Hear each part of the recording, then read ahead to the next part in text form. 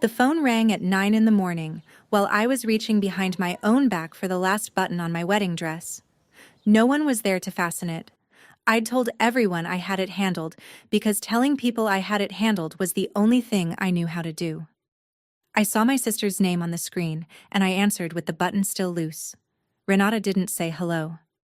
"Don't wait for Dad," she said, soft and sweet, the way she got right before something cruel. He chose to stand with me. I pressed my hand flat against the doorframe. "How could you do this?" I whispered. There was a smile in her voice. "You should have known your place." I almost believed I'd walk in alone. I was wrong about who would be standing in that room. So was she. Welcome back to Calm Drama Stories. I'm Sierra, I'm 33, and for 14 months I had quietly held my family together with both hands, until the morning my sister told me to let go. I'm a home health nurse in a small Ohio town, the kind of person other people call when something breaks. This is the story of the wedding they were certain I would walk into alone. Drop a comment and be sure to subscribe. 14 months before that phone call, I sat on the floor of my mother's bedroom at 3 in the morning, counting her breaths. The pancreatic cancer had moved fast. By the end, I was the only one who stayed the nights. Ranata said she couldn't, with the kids. Dad couldn't either, though he was right down the hall, because watching Mom go was a thing he didn't have the spine for. So it was me. I learned the rhythm of her morphine, the angle of her pillows, the smell of the lavender sachet she kept tucked by her wrist because the hospital sheets frightened her. That lavender got into everything: my hair, my scrubs, the inside of my coat. When she died at dawn, I was the one who called the funeral home, and I was the one who told Dad, and I was the one who picked the hymns because nobody else could form a sentence. And somewhere in those gray weeks, without anybody deciding it out loud, I became the one who handled things. The bills, the paperwork, the phone calls. It felt like love, being needed that much. It took me a long time to understand they are not the same thing. You can be the most necessary person in a family and still be the one nobody saves a seat for. But I didn't know that yet. Back then, I thought if I just kept everything from falling, eventually somebody would notice the hands doing the holding. I kept my hands full, so I would never have to hold them out and ask. That was my mistake. And it took a wedding to show me. I thought being needed was the same as being loved. Daniel found me on a Tuesday at the medical supply counter, both of us reaching for the same box of gloves, and he apologized like he'd knocked over a lamp. We'd been together 2 years. He was a contractor, good with his hands and quiet with his words, and when I told him about my family, he never once said I should fix it. He just held the door and let me decide. 3 weeks before the wedding, I was at my kitchen table in town doing what I always did on Sunday nights. I opened my banking app. I confirmed the auto payment for the homeowner's insurance on the family homestead, the one Dad's pension stopped covering after Mom's medical bills ate the savings. I topped up the escrow shortfall for the property taxes, the way I had every quarter since the funeral. Then I logged into Dad's Medicare portal, fixed the supplemental form he'd filled out wrong again, and reordered his blood pressure prescription before it lapsed. None of it was dramatic. That was the point. The work that holds a family up is never the work anybody photographs. My phone buzzed while I was finishing. A text from Dad, short and careful, the way he got when Ranata had been talking to him. "Honey, about walking you down the aisle. Let's talk later." Later. He'd been saying later for a week. I set the phone face down and pressed my thumb against the worry between my eyebrows. Daniel looked up from the couch. "He'll come around," he said. I wanted to believe him. But I'd watched my father avoid hard rooms his whole life, and a wedding is the hardest room there is. I should have heard the warning in that word. Later. Ranata showed up at my house that Thursday, which meant she needed something. She came in without knocking, 2 kids and a diaper bag, and that bright, tired energy she'd carried since the divorce. Cole was 11 and stared at his shoes. Lily was 7 and hugged my leg. My sister had been drowning for 2 years. The marriage gone, the rent always 1 week ahead of her, the second job that never quite covered it. I'd co-signed her apartment lease so she'd have somewhere to put the kids. I never brought it up. She brought it up constantly, in that way people do when a kindness sits in them like a splinter. I hate to ask, she said, which is how every ask started. She needed $400 for Cole's braces consult. I wrote the check. She tucked it away and then, casually, while pouring herself coffee in my kitchen, she said the thing she'd really come to say. You know you make everything about you. Mom's last months. Now this wedding. I held very still. I take care of things, Ranata. That's not the same. She smiled at me over the mug. Dad needs his grandkids right now. You'd understand if you had any. There it was. The lever. She controlled when Dad saw Cole and Lily. She'd figured out it was the one thing he couldn't survive losing, 14 months into being a widower in a too-quiet house. And she had her hand on it. She kissed my cheek, gathered the kids, and left me holding a $400 check stub and the first cold understanding of what was coming. She'd found the one string Dad couldn't bear to have cut, and she was already pulling it. I didn't sit on it. That's the part people never believe. I drove the 20 minutes out to the homestead on Route 9 that same evening, because I have never been the kind of woman who waits to be rescued from a problem I can see coming. The gravel crunched under my tires in the dark, that sound I'd known my whole life, and Dad's porch light was the only one on for a mile. I found him at the kitchen table with the TV murmuring and a plate he hadn't touched. Dad? I said. I want to talk about the wedding. Plainly. He wouldn't look up from the placemat. It's getting complicated, honey. It's not complicated, you're my father. You walk me down the aisle. He turned his coffee cup in a slow circle. Your sister feels like the family's splitting. She says if I make a fuss, she'll keep the kids home for a while. There it was again, out loud this time. I kept my voice level, the way I do with frightened patients. Then let's all sit down. You, me, Ranata. Get it in the open. He shook his head before I finished. I can't push her, Sierra. I'll lose them. And I understood the trap, fully. The way you understand a current that's already past your knees. If I forced him, I'd be the one tearing his grandchildren away from a grieving old man. Ranata had built it so that my fighting for him would look exactly like hurting him. I drove home with the gravel sound following me out the lane. Her words sat in the truck with me the whole way. You should have known your place. I'd known my place for 14 months. My place was holding everything up. I just hadn't said it yet. Aunt Prue called the next morning before I'd finished my coffee. She was my mother's older sister, 70, the keeper of the family's reputation in a town where the church potluck was still a kind of court. Sierra, honey, I'll get right to it. Prue never got right to anything. She circled. People are talking. Ranata says you've cut the family off. I haven't cut anyone off, Aunt Prue. I'm getting married. A long, wounded sigh came down the line. Your mother, God rest her, would hate to see this. Can't you just be the bigger person? I'd been the bigger person at every funeral, every holiday, every 3 a.m. There's a point where being the bigger person just means being the one who absorbs the blow so no one else has to. What exactly is Ranata saying I did? I asked. And Prue, who couldn't help herself, told me. My sister had been on the phone for a week to half the county. The story was that I'd grown cold and proud, that I thought my nursing degree made me better than them, that I'd run the family like an accountant ever since Mom died, and now I didn't want them at my wedding. None of it was true. All of it was useful. I see, I said. And I did, finally, see the shape of the whole thing. If you've ever been the one everybody leans on and nobody thanks, the one whose boundaries get called selfish the second you set one, stay with me. What I did next wasn't loud. It was just true. Comment. I see her, and keep watching, because the morning of the wedding, a door is going to open, and I want you in the room when it does. Here's what made it ache.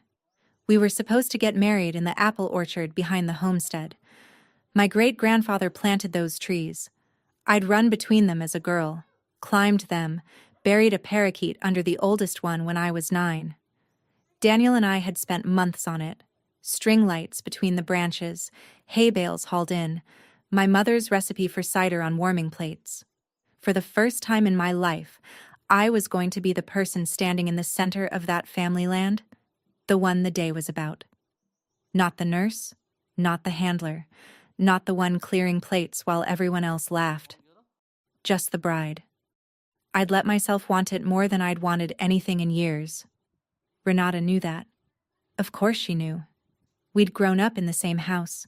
She knew exactly which want would cost me the most to lose. She started circling it on the phone with Prue, dropping it into family conversation like a seed. Funny how Sierra just assumed she could have the orchard. It's family land, isn't it? Not hers. I told myself it was nothing. The orchard had been promised. Dad had said yes months ago, back when he could still say yes to me. But a promise from a man who can't survive losing his grandchildren is not a promise. It's a hope wearing a promise's coat. I lay awake that night running the cost of moving a wedding 3 weeks out and told myself I was being paranoid. I was not being paranoid. I was being early. The gravel of that lane, the lavender in my mother's old room, the trees my family had stood under for 100 years. Ranata was about to take all of it and call it keeping the peace. That night, I did something I'm not proud of, and then something I am. First, I opened the banking app and I scrolled. 14 months of it.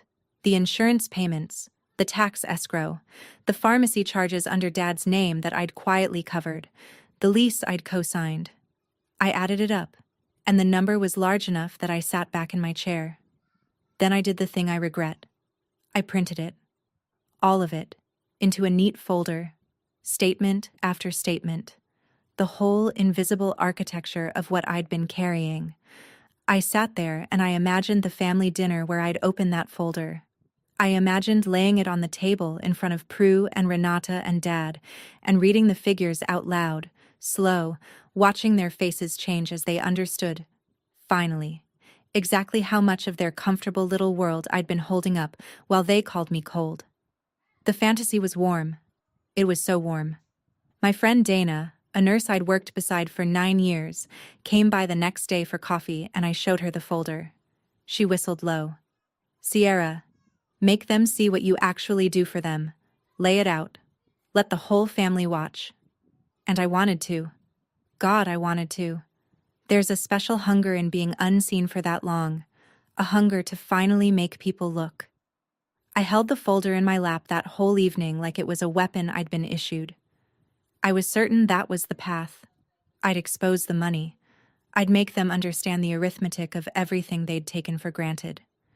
I went to bed sure of it. I had the wrong weapon in my hands, and it would take my mother to show me. The call came on a Saturday, 10 days out. Dad's number, but Renata's voice doing the talking in the background, coaching. Honey, he said, about the orchard. I closed my eyes. I think it's best we don't do the wedding out here. Keep things calm. It's family land. Ranata thinks. Ranata thinks. I repeated soft. Now don't be like that. I wasn't being like anything. I was standing in my kitchen in town, 10 days from my wedding, listening to my father give away the one place that was supposed to be mine, because giving it away was easier than holding a boundary. I heard the homestead screen door bang on his end. I heard, faintly, the gravel of the lane. A car pulling in. Renata's. Come to make sure he finished the job. He didn't even get out of the chair to tell me. He did it over the phone, with my sister parked in the driveway like a foreman. Okay, Dad, I said. Okay. And I hung up before my voice could do anything I'd regret. I stood there a long time. The orchard was gone. 100 years of my family's trees, the cider on the warming plates, the spot under the oldest tree. Gone, 10 days out, to keep a peace that was never mine to keep. I should have felt nothing but rage. Mostly what I felt was the strange, vertiginous lightness of a thing breaking that you'd been bracing for so long your arms had forgotten any other position. I'd been thrown out of my own family's land. And I was still, that very night, scheduled to auto-pay the insurance that kept its roof from leaking. The absurdity of that didn't escape me. It would matter later more than I knew. Daniel found me sitting on the kitchen floor with my back against the cabinets, which is not where I usually keep my feelings. He didn't ask what was wrong. He sat down next to me on the floor, knees up, the way you sit with someone instead of across from them. "We'll get married in our own backyard," he said. "I'll build an arch this weekend. I've got the cedar." It was a good offer. It was a kind, solid, true offer from a kind, solid, true man. And I couldn't say yes to it. Not yet. And the reason shames me a little even now. I still wanted my father. I still wanted, underneath everything, for Walt Overton to wake up one morning and choose his daughter. And I knew a backyard wedding with a cedar arch would be admitting that he never would. So I said, "Let me think." And then, this is the part, I picked my phone up off the floor, and I reordered Dad's blood pressure medication. Because it was due. Because the pharmacy had texted. Because 14 months of reflex doesn't switch off just because your heart's been kicked. I was still tending the roots of a house I'd just been thrown out of. Daniel watched me do it. He didn't say anything, but I saw him see it. The whole grotesque shape of it. A woman propping up the people stepping on her. "Sierra," he said gently. "Who's holding you up?" I didn't have an answer. I'd built my whole self around never needing one. And somewhere out on Route 9, in a house I was still keeping warm with my own money, my father sat alone and let my sister decide who got to love him. I went to bed angry. I woke up with a plan I'd regret. For 3 days I rehearsed it. Not out loud. In my head, in the shower, on my drives between patients. The speech, the folder. I'd walk into the family supper Prue was already planning, the let's all make peace before the wedding supper, and I would set the folder down on the table next to the casserole, and I would open it. I scripted the opening line a dozen ways. "Before anyone talks about family loyalty, I'd like to read you some numbers." I scripted Prue's face going pale. I scripted Renata's mouth opening and nothing coming out. I scripted my father finally understanding the size of what he'd let his daughter carry. In the fantasy, I was calm and devastating, and they all sat there and looked at me. Looked. Really looked. For the first time in 14 months. I wanted to be seen so badly I could taste it. I had the receipts. I had the moral high ground. I had 9 years of Dana telling me I gave too much and got nothing back. And now I had the proof in a manila folder on my passenger seat, riding around town with me like a co-conspirator. "You should have known your place." Fine, I thought. I'll show them my place. I'll show them every dollar of it. I was so sure. I want you to know how sure I was, because it's going to matter when I tell you I didn't do it. I was a day from walking into that supper and detonating the truth in front of everyone I was related to. I had my hand on the pin. And then I drove out to the homestead to collect my mother's things for the wedding, and my mother, 14 months in the ground, stopped me. But first, Ranata wanted coffee. "Just us," she texted. "Sisters." I knew better and went anyway, because part of me still kept hoping a door would open in her that never did. We sat in the diner off Main, and she stirred her coffee and studied me. And I realized within a minute that this wasn't reconciliation. It was reconnaissance. She wanted to know if I was going to do something, those were her words, at the wedding or the supper, whether I was going to make a scene. She was scared of the folder I didn't know she'd guessed at. "I just don't want Dad put in the middle," she said. "He's fragile." "You put him in the middle, Ranata." She laughed, short. "You really think you're the good one?" Then she said the thing I've turned over 100 times since. "Mom always loved you more. You got the soft version of her. I got the one who was disappointed." I sat there stunned, because it was the exact inverse of the truth. I was the one who'd cleaned my mother and counted her breaths, and chosen the hymns. I was the one holding the family up with both hands while my sister told the whole county I was cold. And inside her, somehow, lived a completely sincere story where she was the overlooked one and I was the favorite reclaiming a throne. Her cruelty wasn't strategy. It was a wound she genuinely believed in. That didn't excuse a single thing she'd done, but it told me something useful. She was never going to see the version of me that was true, no matter how many numbers I read aloud. You cannot fact-check a person out of a story they need to survive. The folder wouldn't reach her. Nothing would. I just didn't know yet what would. I drove out to the homestead Thursday afternoon while Dad was at his cardiology appointment, the one I'd scheduled. The gravel announced me to an empty house. I let myself in to collect what I needed from Mom's sewing room. Her veil, the lace she'd saved for me since I was small. The little things a daughter takes from a mother's hands when the mother can't hand them over herself. The sewing room still smelled like her. Lavender, faint, soaked into the curtains and the thread. On the shelf sat her old tin of sewing things, the one with the faded rose lid, and I opened it the way you open anything that belonged to someone you've lost, slowly, braced. Inside, on top of the spools and the pins, was her good embroidered handkerchief, the white one with her initials in the corner, the satin edge gone soft and frayed from a lifetime of her thumb worrying it. And folded under it, a slip of paper in her handwriting, not addressed to anyone. Just left there, the way she left small truths around the house for whoever was ready to find them. I read it standing up, then I had to sit. Place isn't where they seat you, she'd written. It's where you decide to stand. Stand, Sierra. I don't know when she wrote it. Near the end, I think, when she'd watched the family already starting to arrange me into the corner I'd occupy. She'd seen it coming. She'd seen me. I pressed my thumb against that frayed satin edge, the exact spot her own thumb had worn smooth over 40 years, and something in me that had been braced for 14 months finally, quietly, set itself down. The folder in my passenger seat suddenly felt like the smallest, saddest weapon in the world. My mother had handed me a better one. I stayed too long. I was still sitting in the sewing room when I heard the gravel, Dad's truck, back early. I should have called out. I didn't. I sat very still in my mother's chair and listened to my father move through the house thinking he was alone. He went to the hall closet. I heard the door, and then a long silence, and then a sound I'd never heard him make. He'd taken out my mother's winter coat, the gray wool one she'd worn for 30 winters, and he was holding it. I could tell by the muffled way his voice came. He was talking to it, low. I don't have it in me, he said. 2 fights. I can't. A pause. She's strong, Maggie.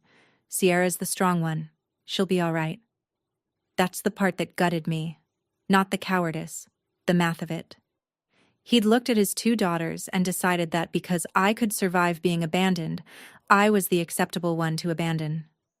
My strength had become the reason I got nothing. I sat in the dark and understood my father completely, and I did not forgive him. And both of those things were true at once. He was a frightened old man drowning in grief, clinging to the one thread he had left, and he was also a man choosing, right then, to let his daughter walk into her wedding alone because it was easier than holding a hard line, human and unforgivable. I waited until he shuffled to the kitchen, and then I slipped out the front. The gravel gave me away on the lane, and through the window I saw him look up, just for a second, and then look back down at the coat in his hands. He couldn't even hold my eyes across a driveway. I filed that image away. I'd see it again. I went to Miriam's that evening because I didn't know where else to take the thing my mother had started in me.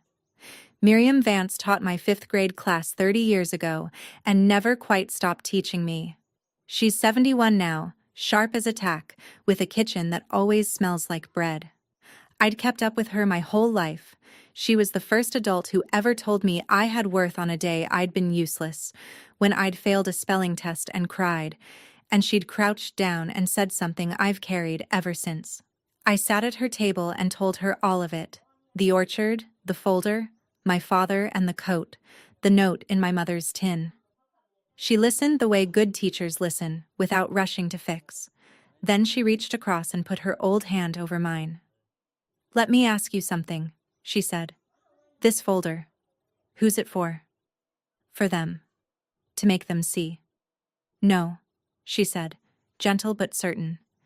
"It's for you. You want them to hand you your worth. Sierra, they don't have it. They never did." I started to argue and stopped. Then what do I do? She smiled at me, the same smile from 30 years ago. You stop waiting at a door that won't open, and you notice who's already standing in the room. She squeezed my hand. You don't walk in alone, honey. You walk in with whoever already showed up. I sat with that. Whoever already showed up. Not whoever I could force to show up. Not whoever owed me. Whoever was already there, and had been all along, while I'd been staring so hard at the people who weren't. I drove home that night with the folder still on the seat, but I'd stopped thinking of it as a weapon. I had a different idea forming. A better one. The next morning, Tom Brandt called. I'd nursed his mother, Eunice, through her last 3 months the winter before. Sat with her, managed her pain, was holding her hand at the end while Tom drove in from 2 counties over. Families don't forget the person who carries their mother gently out of the world. Tom called to thank me, awkward and warm, because it was near the anniversary and he'd been thinking of her.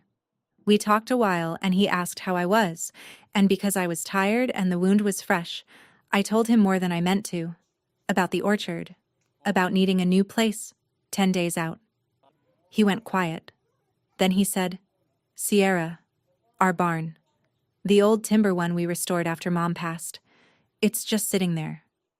I started to say I couldn't possibly. You carried our mother out of this world, he said, and his voice cracked on it. Let us carry your day, please.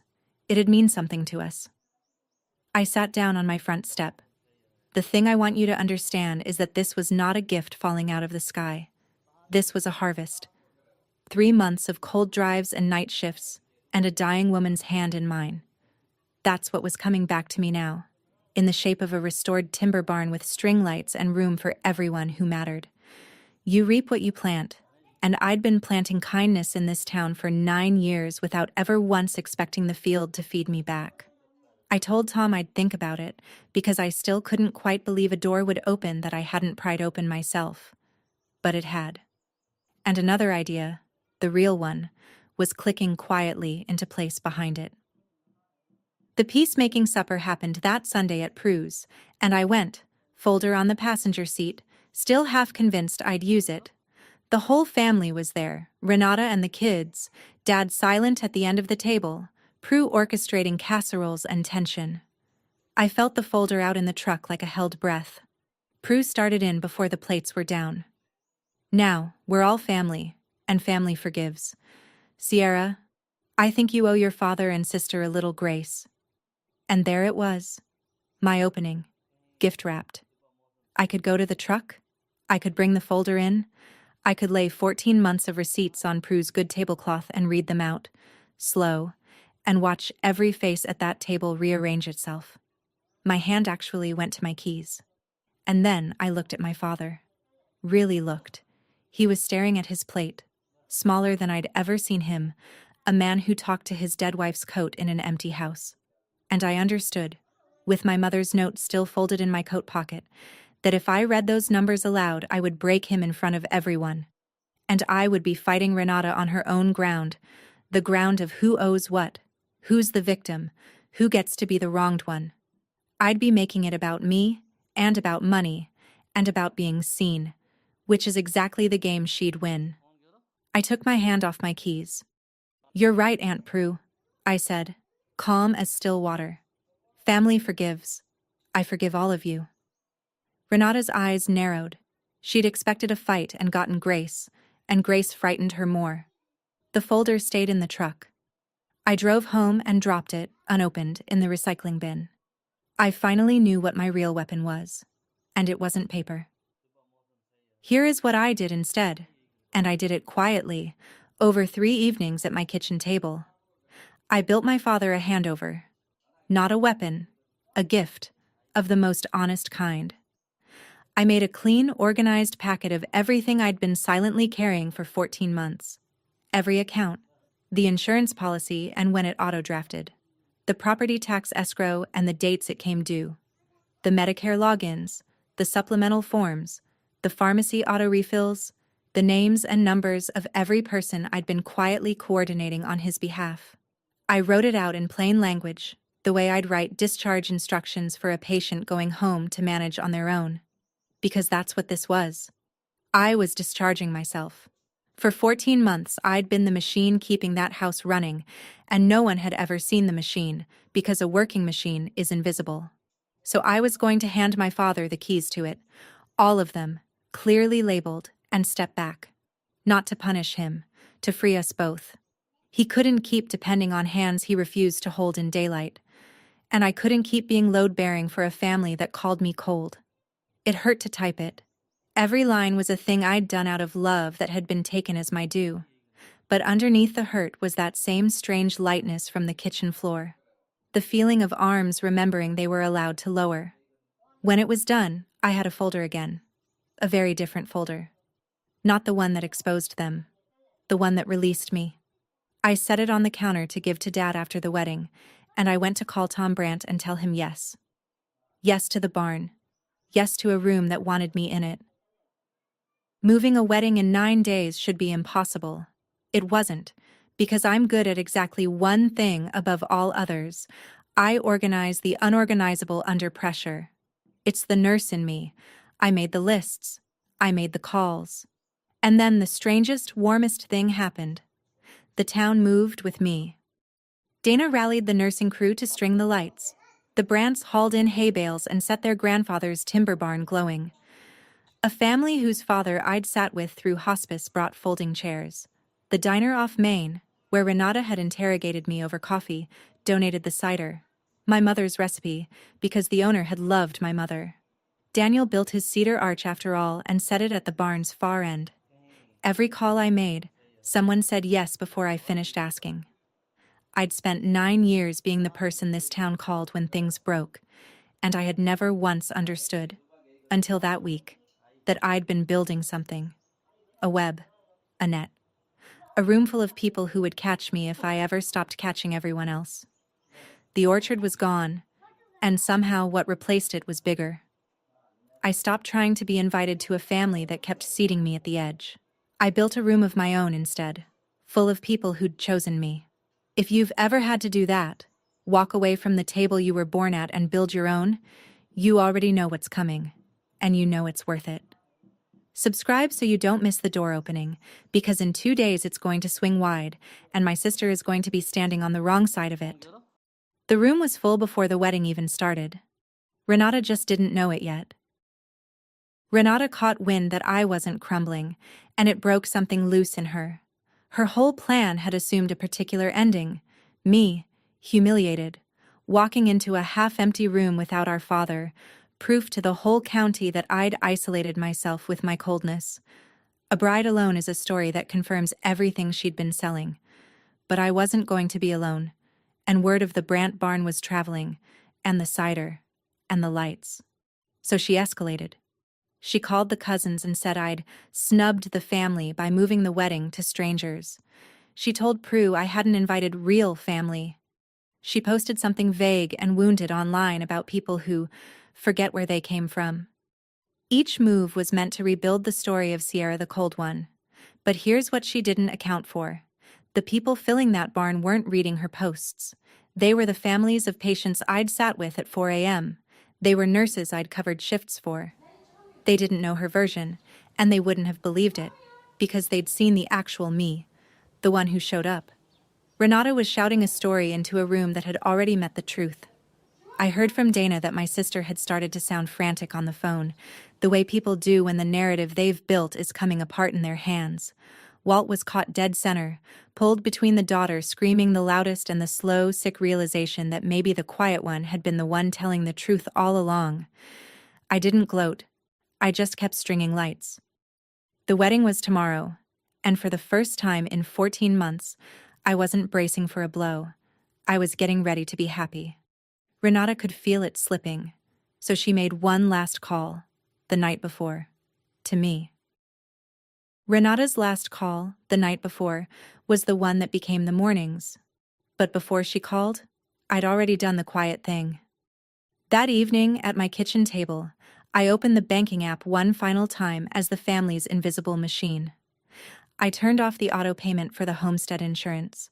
I canceled the tax escrow draft. I logged the formal notice to remove myself as co-signer on Renata's lease, effective at its renewal, which was within my rights and timed so no one was stranded mid-month. I wasn't cutting anyone off cruelly. I was handing the controls back to the people who'd insisted I had no place at the wheel. Then I emailed the handover packet to my father. I attached one short line at the top, and I kept it calm, the way I keep everything calm. Dad, here is everything I've been handling for the house and for you. It's all yours now, clearly labeled. You have everything you need to stand on your own. So do I. I love you. Sierra. I hit send and I sat in the quiet of my own small kitchen, in town, 20 minutes from the homestead I'd kept warm with my own money for over a year, and I felt the strangest peace. You should have known your place. I did. Finally. My place had been the foundation under all of them, and I'd just stepped off it, on purpose, in daylight. The house wouldn't fall tomorrow, but the people inside it were about to feel, for the first time, the full weight of what they'd been standing on. My phone lit up. Renata's name. I let it ring out. Whatever she had to say, she could say it in the morning. And she did. 9 o'clock. The last button. The soft, cruel voice. You already know how that went. So let me open the door. The Brandt barn glowed like something out of my mother's stories. It was a gold October afternoon.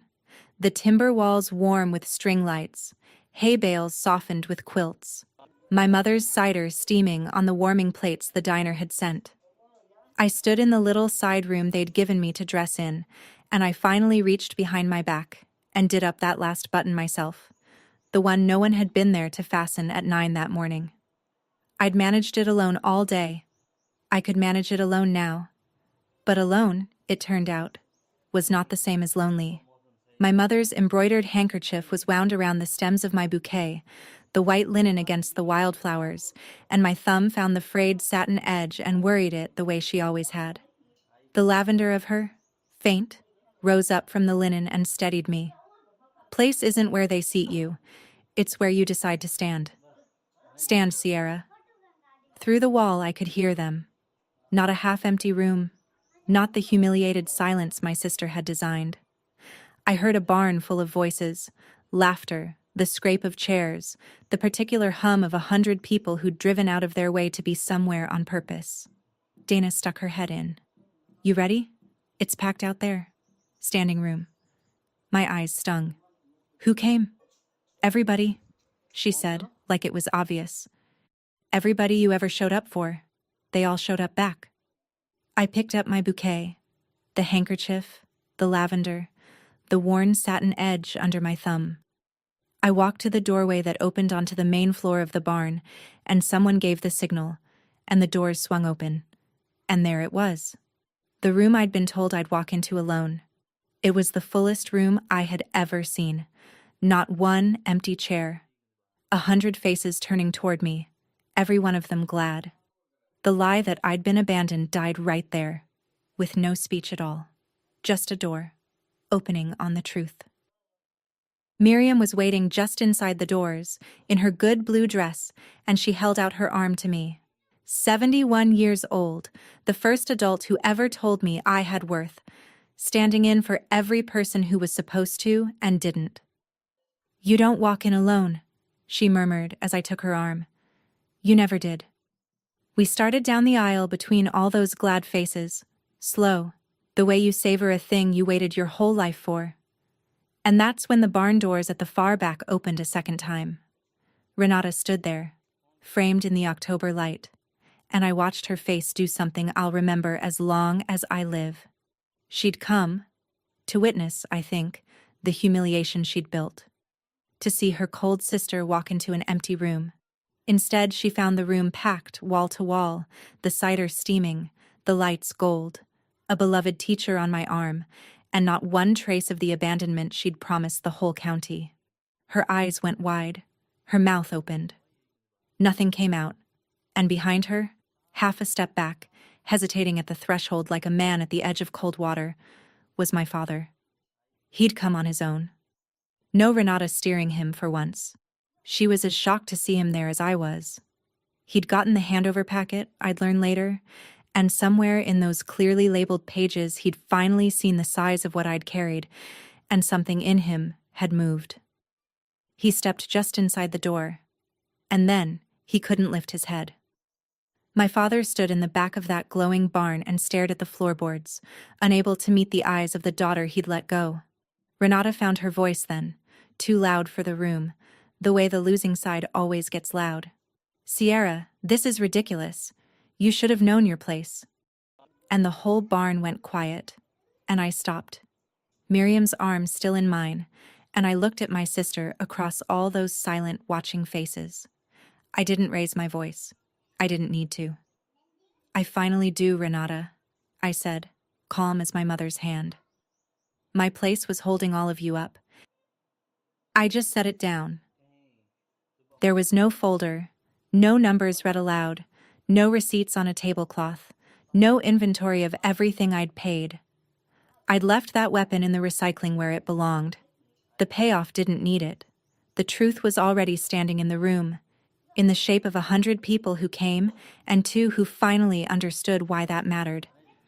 Renata's, "You should have known your place," hung in the silence, and the silence answered it better than I ever could, because everyone in that barn could see, plainly, whose place this was. It was mine. I'd built it. My father lifted his head, finally, an inch, and his eyes were wet, and when he spoke, it was barely loud enough to carry. "I read what you sent," he said. "I didn't know. Sierra, I didn't know how much—" His voice gave out. He didn't finish. He didn't have to.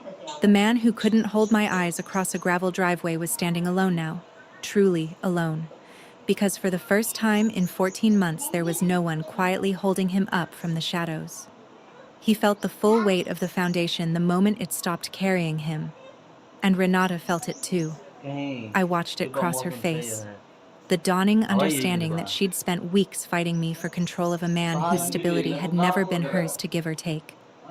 It had been mine. She'd told me to know my place, and in doing so, she'd shoved the one person out of it who kept the whole structure standing.